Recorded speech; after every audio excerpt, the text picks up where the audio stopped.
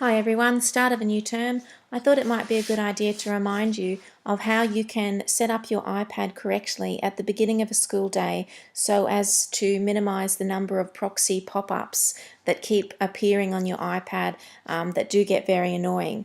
So at the start of a new day or the start of a new term, just make sure that you go into the General tab within Settings and then Privacy, and make sure your location services are turned off while you're at school. There's something that you probably use with Gay Abandon at home, but at school they're going to want to access the internet all the time with a large number of apps, so it's best to have them turned off.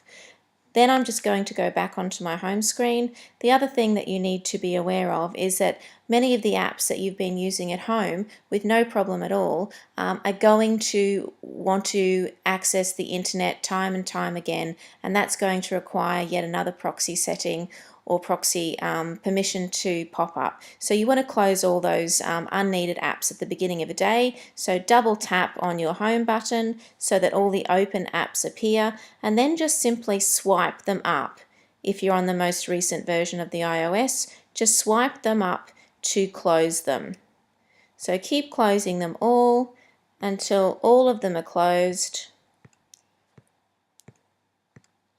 And then when you come into work, you want to force it to authenticate you. So what you can do then is you can just open up the internet, and the very first time you open it, at the very beginning of the day, it should authenticate you by giving you the pop-up proxy setting that you need to fill in, and you do need to authenticate that by putting in your user details, and I would expect it to happen about 2 or 3 times before it starts working.